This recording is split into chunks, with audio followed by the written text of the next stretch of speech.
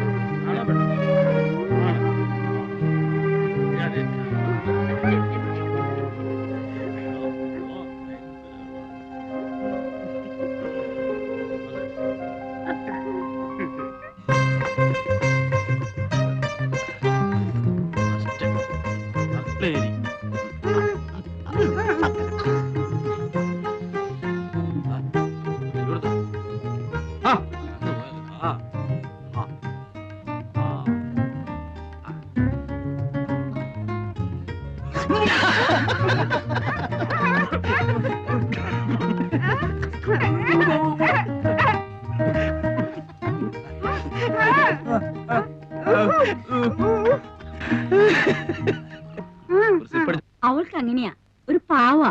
ഇഷ്ടം തോന്നിയാ പിന്നെ അങ്ങ് ഇഷ്ടാ. വക്കീലിന്റെ ടൈം എന്തായാലും വക്കീൽ നാളോട്ട് പെണ്ണാലോചിച്ച് നടക്കുകയാണല്ലോ.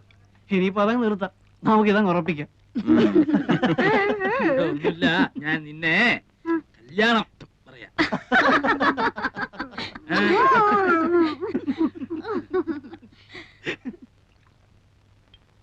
പാവാ, ഇണങ്ങിയാ പിന്നെ അങ്ങ് ഇണക്കാം. അല്ലെങ്കിലേ അതുപോലെയാ.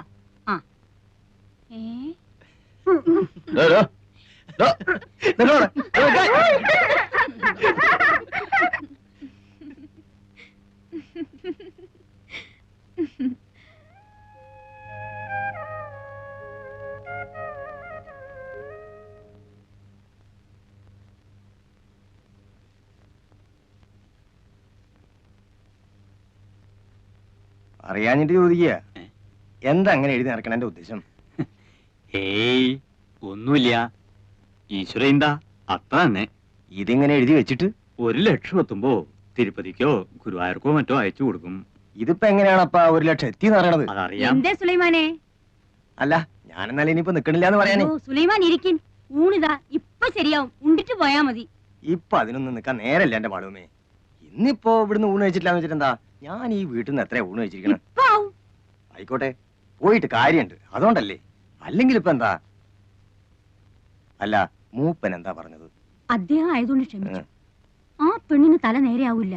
എന്ത് ചെയ്തിട്ടും പറഞ്ഞിട്ടും അവൾക്ക് ഒരു മാറ്റവും ഇല്ല. 2 ദിവസം കഴിഞ്ഞിട്ട് വീണ്ടും കൂട്ടിക്കൊണ്ട് ചെല്ലാന്ന് വിചാരിച്ചിരിക്കാ ഞാൻ. ഇനിയിപ്പോ സാരല്ല, മൂപ്പരുടെ ആ വാശി ഒന്ന് തീർന്നല്ലോ. വലിയ ഡിമാൻഡും പറഞ്ഞിരുന്നിട്ട് അവള് മൂപ്പന്റെ പേരെന്ന് ഇറങ്ങി വരുന്നത് നാട്ടുകാർ മുഴുവൻ കണ്ടല്ലോ. അത് മതി. എന്നാലും എനിക്ക് എന്തോ നിങ്ങളെ പേടിക്കാണ്ടിരിക്കും ആളുമേ. മൂപ്പന്റെ ദേഷ്യം മാറിയില്ലേ? ഇനിയിപ്പൊ നിങ്ങളാരെ ഭയക്കണത്? ഞങ്ങളൊക്കെ ഇല്ലേ?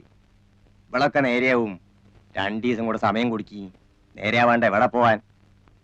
നിങ്ങളല്ലേ ആള്.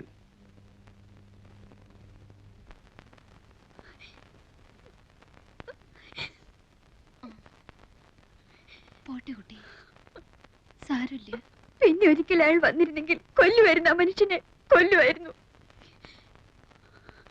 എനിക്കെന്റെ വീട്ടിൽ പോകാൻ പറ്റുമോ ദേവകീർത്തി? ഗൗരിക്കുട്ടി, ഗൗരി,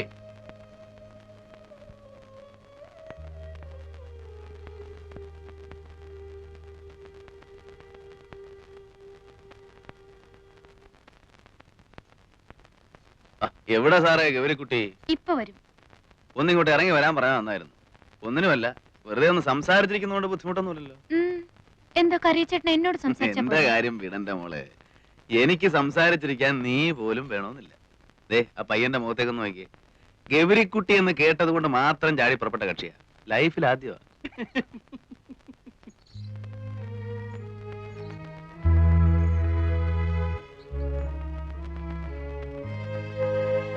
കാശ് വെച്ചാ കളി? കടവില്ല. ഇല്ല. അമ്മ വിളിക്കും. നീയില്ലല്ലോ. എനിക്കറിയില്ലല്ലോ. വെറുതെ നല്ല കുട്ടികളെ കൂടെ കൂടെ കൂട്ടി.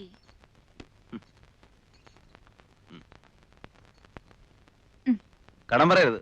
ഇല്ലെന്നേ ഈ കറിയച്ചേട്ടൻ. അല്ല, മേനോൻ കളിക്കോ? അസലായി കളിക്കും. നമ്മുടെ കാശ് പോയോ? വേണ്ട, അവന് കളിക്കാനും അറിയില്ല, കയ്യിൽ കാശും ഇല്ല.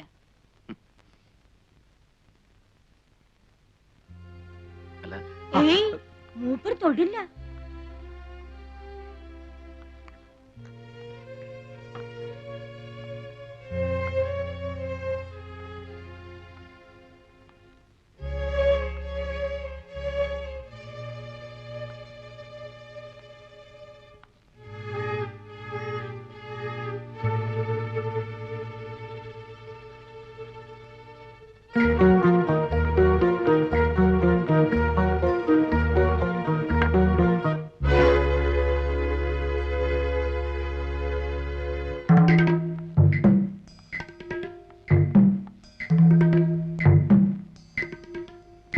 ആരാ ഉള്ളത്?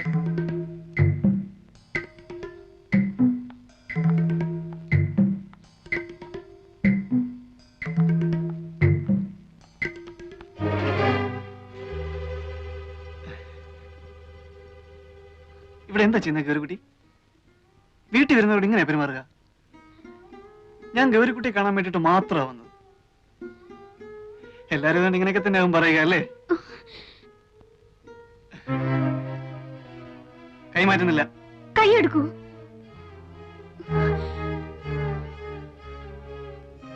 എടുക്കാം. പക്ഷെ ഒരു കാര്യം, ഒരു 2 മിനിറ്റ് എന്നോട് സംസാരിച്ചിട്ട് ഇവിടുന്ന് അനങ്ങുള്ളൂ എന്ന് ഗ്യാരണ്ടി തരണം.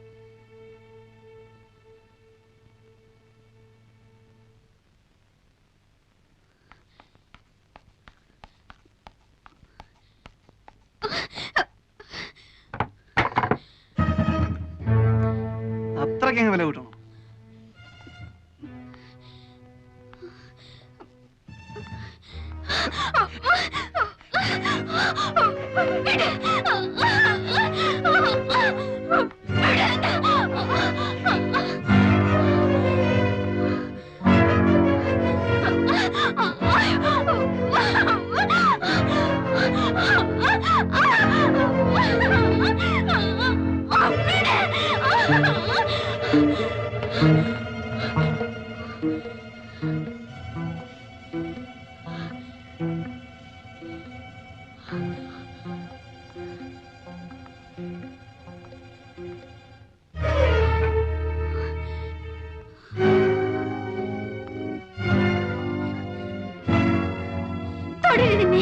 പതിവ്രതമായി കാണും.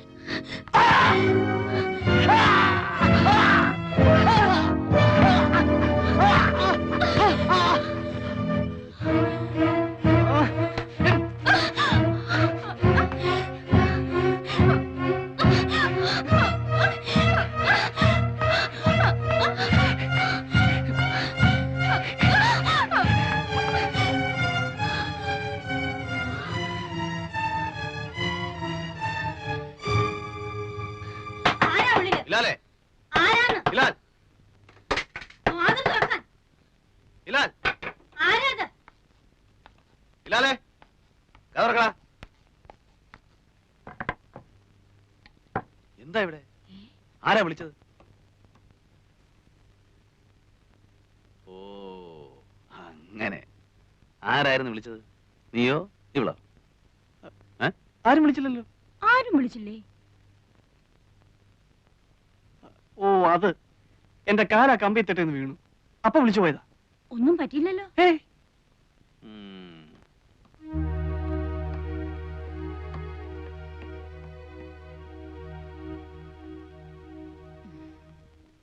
വന്നിട്ടിപ്പോ 4-5 ദിവസമേ ആയിട്ടുള്ളൂ. പെരുമാറ്റം ശരിയായില്ലെന്ന് വെച്ച് ഒന്നും തോന്നരുത് കേട്ടോ.